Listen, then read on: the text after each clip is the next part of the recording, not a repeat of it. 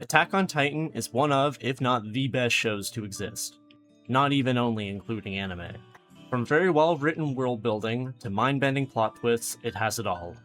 Although I am going to try my best not to spoil anything that I don't have to for this review, I cannot guarantee anything, so please go watch the show if you haven't.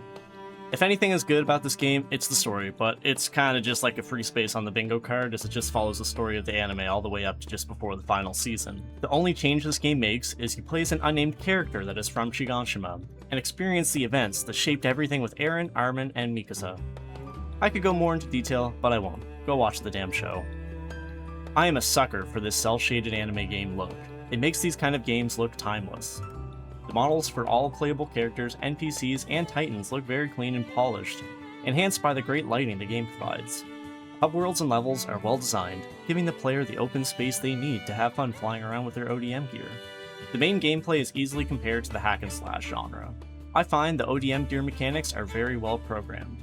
The first mission of the game is the same training the main cast goes through at the start of the anime. It truly feels as if you're learning as they do, and the developers did a very good job teaching the player how to properly use the ODM gear. But it does take some practice, as there is a bit of a learning curve. At least I found it that way on keyboard and mouse. If you find the controls are too difficult to enjoy the game, they also provide a simplified mode, which is a really cool accessibility feature. The main drawback to having such open-ended movement mechanics is that it can lead to some glitchy behavior.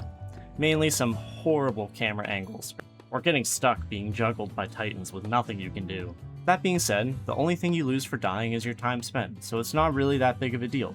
So small glitchiness is a fair trade for non-restrictive movement in my opinion. Additionally, you can actually play as Titans if you feel like stomping on some buildings or punching other Titans in the face. The one criticism I have regarding the gameplay is it's advertised as co-op.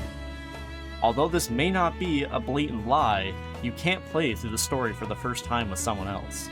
I initially bought this game to play it with my fiancée, only to not be able to play the main story with her at all. The only way to play co-op is after completing the mission yourself, the other player can then request help on certain missions in which you can then join. However, if you want to do multiple missions in a row, you need to manually request help for each one.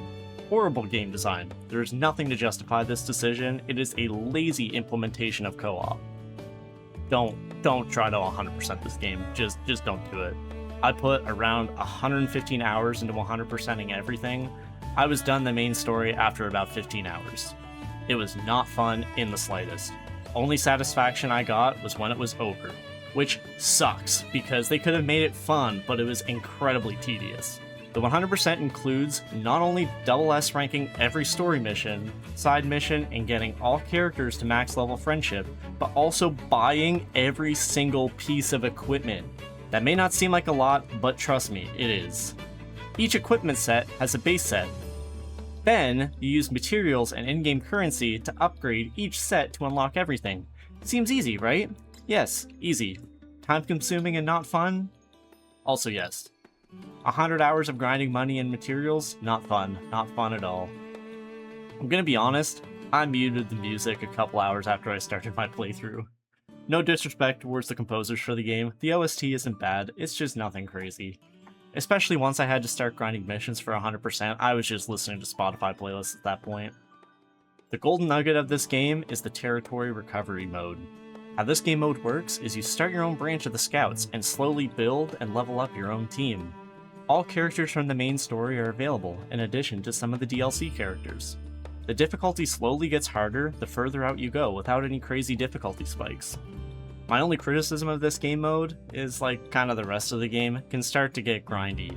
That being said, it's very half-baked as this isn't intended to be the main way to play the game.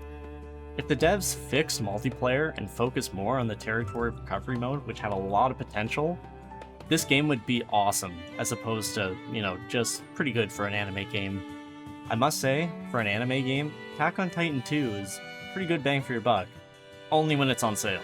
Especially if you enjoy the show, I highly recommend giving it a try.